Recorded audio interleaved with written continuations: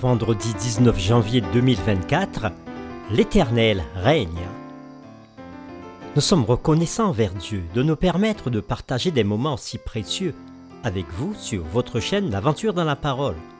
Lorsqu'une semaine s'achève, nous prions que Dieu bénisse l'influence de sa parole sur nos cœurs, afin que ce que nous avons appris reste gravé dans nos esprits. Notre communauté s'agrandit, et cela c'est grâce à vous. Soyez aussi actifs avec nous pour répandre le message, premièrement en likant, en partageant le lien avec vos contacts, et si c'est la première fois que vous nous écoutez, nous vous invitons à vous abonner pour recevoir les notifications. Le texte à mémoriser de cette semaine que nous vous invitons à dire avec nous se trouve dans Psaume 93, le verset 1er. L'Éternel règne, il est revêtu de majesté. L'Éternel règne, il est saint de force. Aussi le monde est ferme, il ne chancelle pas. Que soutiennent les psaumes concernant le règne de Dieu? Quel rôle particulier pour le monde joue l'alliance de Dieu avec Israël?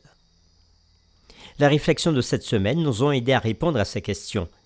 Et nous avons commencé le samedi 13 janvier en introduisant la série de cette semaine, l'Éternel règne.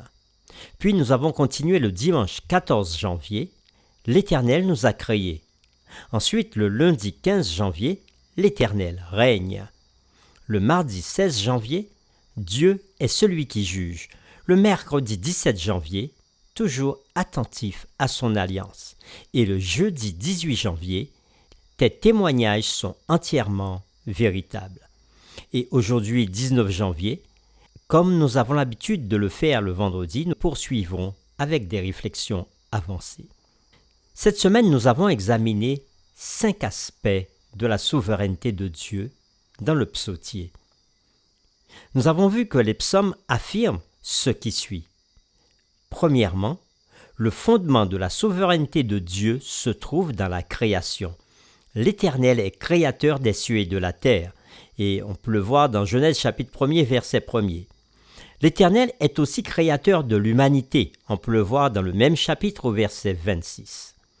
Deuxièmement, sur la base de cette vérité biblique, les différents psalmistes proclament que Adonai est le souverain de toutes les nations et du monde entier.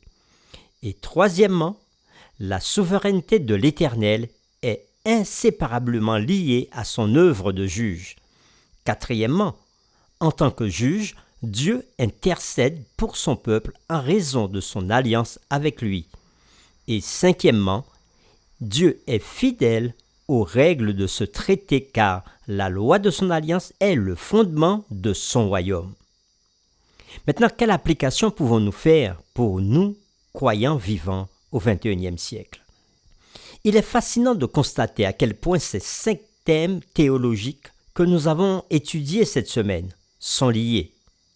Cet enchaînement thématique commence par et repose sur l'affirmation de Dieu en tant que créateur. Nier cette vérité fondamentale revient à rejeter le droit de Dieu en tant que maître de ce monde et juge souverain de chaque être humain. Ainsi, si Dieu n'était pas le juge de tous, alors chacun pourrait faire ce qu'il pense être le mieux.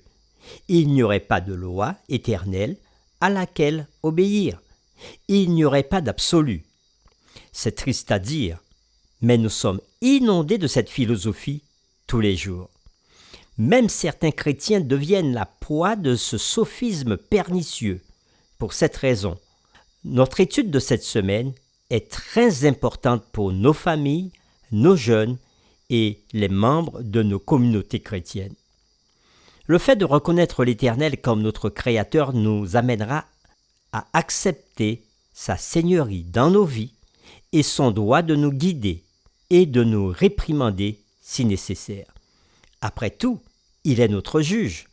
Notre Créateur souhaite entretenir une relation d'alliance avec nous.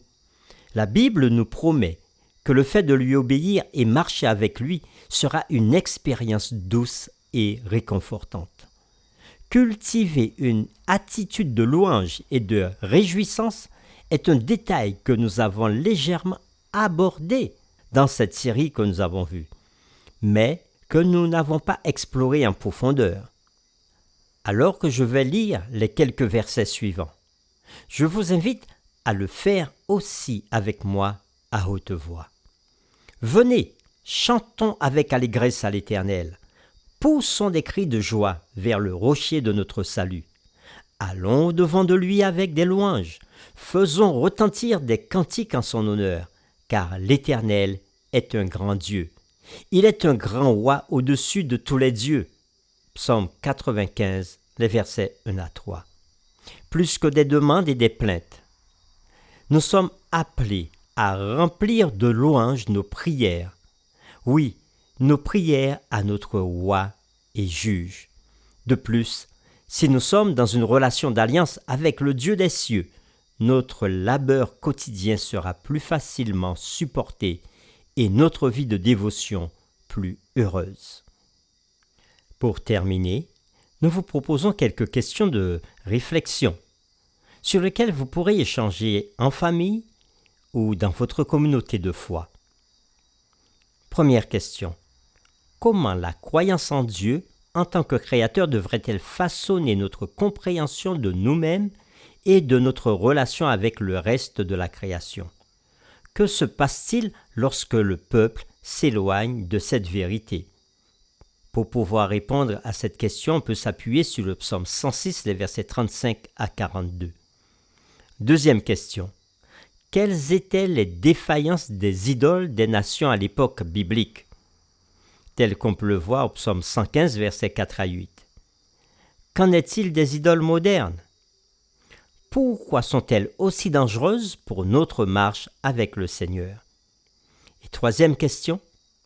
Comment le peuple de Dieu doit-il vivre en sachant que le jugement de Dieu commence par son peuple? Comment Dieu juge-t-il son peuple et dans quel but? La série numéro 3, L'Éternel règne, est terminée. Nous vous donnons rendez-vous pour une nouvelle série, la série numéro 4, intitulée L'Éternel entend et délivre. Nous vous invitons à prier avec nous. Et en le faisant, nous allons dire à nouveau les paroles du psaume 95, les versets 1 à 3. Venez, chantons avec allégresse à l'Éternel. Poussons des cris de joie vers le rocher de notre salut. Allons au-devant de lui avec des louanges. Faisons retentir des cantiques en son honneur, car l'Éternel est un grand Dieu. Oui, Seigneur, tu es un grand Dieu, et nous faisons retentir devant toi nos louanges, notre adoration. Oui, tu es un grand roi au-dessus de tous les dieux, et cela nous réconforte de le savoir. Cela nous réconforte de savoir que tu es créateur, car tu as créé la terre et tout ce qu'elle renferme, de même que l'humanité. Oui, Seigneur, tu es aussi le souverain de toutes les nations du monde, et nous reconnaissons ta souveraineté en tant que juge sur toutes tes œuvres. Et nous voulons aussi reconnaître que ton alliance est parfaite et que toi tu es un Dieu fidèle qui respecte ton alliance et qui le respecte avec ton peuple. Béni sois-tu, Éternel, parce que tout au long de cette semaine, tu nous as permis d'étudier ces différents thèmes et tu nous permets, Seigneur, d'ancrer notre foi en toi. Bénis notre compréhension de ta parole pour que nous soyons davantage plus fidèles à toi. Nous t'avons prié au nom de Jésus. Amen.